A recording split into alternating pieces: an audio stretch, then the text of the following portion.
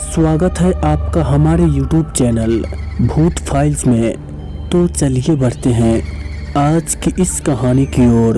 ये गांव राजस्थान के जैसलमेर जिले का कुलधारा गांव है। इस गांव को भला कौन नहीं जानता। पैरानॉर्मल की टीम का कहना है कि इस गांव में पिछले 200 सालों से रूहानी ताकतों ने कब्जे किया है।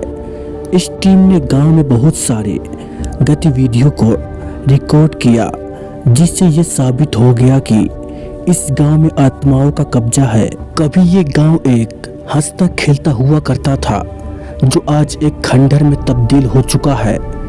सरकार ने इस गांव के चारों ओर एक दीवार बनवा दी है, जिससे रात को बिना इजाजत के कोई भी व्यक्ति इस गांव में ना आ सके और ना ही किसी की जान जा सके।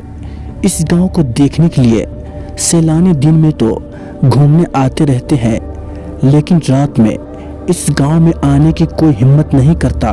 जैसे जैसे सैलानियों के कदम इस गांव के भीतर बढ़ते हैं, यहाँ का तापमान लगातार कम हो जाता है। इस खंडहरों की दीवारों से आने वाली आवाज़ें हर इंसान के रोंगटे खड़े करने वाली होती है। जो भी सैलानी इस गांव में घूमने जाता है, वो सभी लोग कहते हैं कि इस गांव में भूतों का बसेरा है। पिछले 200 सालों से ये गांव एक शराब में फंसा हुआ है, जिसका असर अभी तक कम नहीं हुआ है। इस शराब के पीछे का कारण एक दीवान के पाप के कारण है, जिस कारण ये गांव आज तक नहीं बस पाया। इसके पीछे पालीवाल ब्राह्मणों का श्राप है, जिन्होंने एक राजा के पाप करने पर दिया था।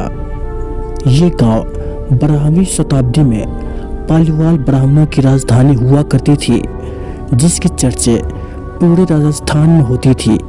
यहाँ की इमारतों की कलाकृति मन को मोहने वाली होती थी।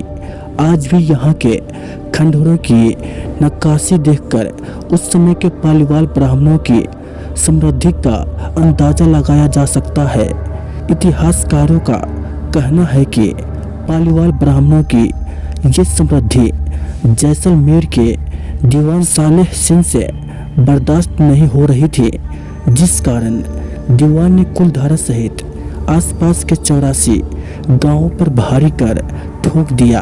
पालीवाल ब्राह्मणों के पास इतना धन नहीं था कि वो इतना कर दे सके, जिस कारण पालीवाल ब्राह्मणों ने इसका खुलकर विरोध किया। पर अयाज सालेह सिंह की नज़र कुलधारा की एक बहुत ही खूबसूरत लड़की पर पड़ी। वो उसे अपने महल में लाने के लिए कुलधारा पर जोर देने लगा, लेकिन पालीवाल ब्राह्मणों ने साफ इनकार कर दिया, जिस कारण सालेह सिंह के अत्याचार को और बढ़ाने लगा। अत्याचार से तंग आकर एक दिन पालीवाल ब्राह्मणों ने इस गांव को छोड़ दिया, कहीं और चले गए। जाते जाते शराब दे गए कि अब ये गांव कभी नहीं बसेगा।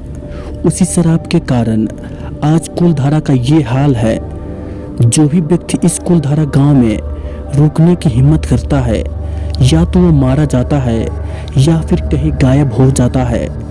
आज तक जिन लोगों ने भी इस गांव में रात रुकने की हिम्मत की है, वो जिंदा नहीं बच पाए।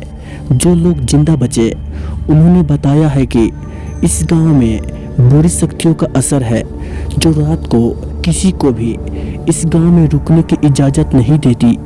तो दोस्तों, ये थी कुलधारा गांव के रहस्य।